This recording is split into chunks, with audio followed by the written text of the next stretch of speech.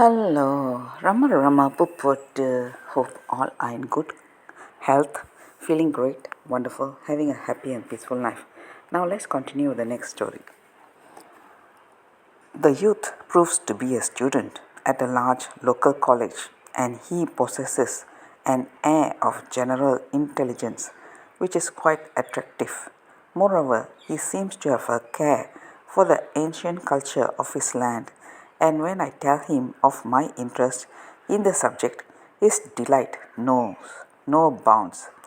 I discover too that he has not yet succumbed to the hysteria for politics which has attacked most of the young students in the towns. Though India is now in the throes of the long turmoil which Gandhi has aroused into being in his effort to disturb the relations between white rulers and brown ruled. Half an hour later, he is guiding me to an open space where a little crowd has gathered in expectant mood. There is a man in the center who is bawling something at the top of his voice. The youth informs me that this loud declaration consists mainly of a list of wonderful yogic powers which the man claims to possess. The self proclaimed yogi is powerfully built.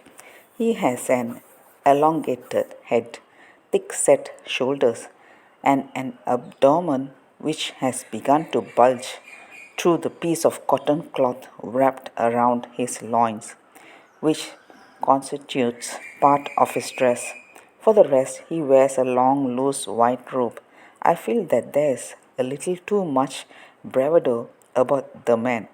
But when he offers to perform the mango tree feat, if sufficient financial inducement is forthcoming, I join with a few others in throwing some coins at his feet.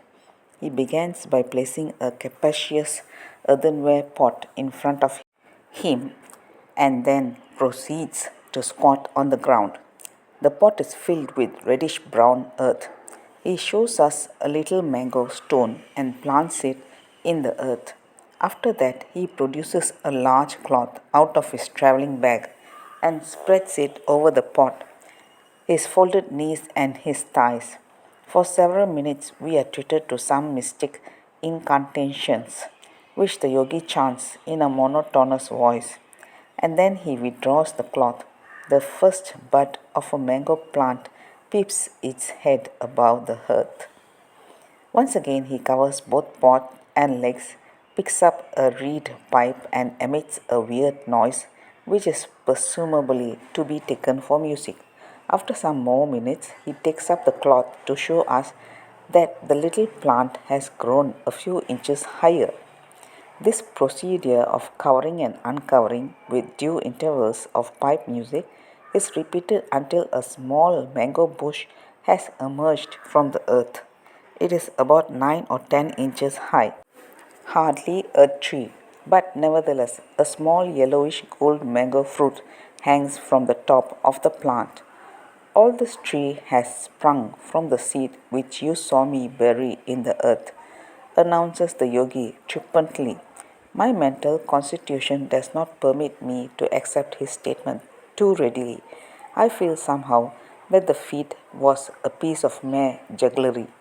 The young man delivers his opinion. Sahib, the man is a yogi. Such men can do wonderful things. But I am not satisfied. Trying to comprehend the mystery, I decide that the man is more likely a member of the Masculine and Divine fraternity. Yet, how can one be certain about the matter? The yogi closes his bag and continues to crouch on his hams while watching the crowd slowly disperse. An idea suddenly comes. When we are alone, I approach the yogi, pull out a 5 rupee note, and say to the student, tell him that he can have this money if he will show me how the thing is done.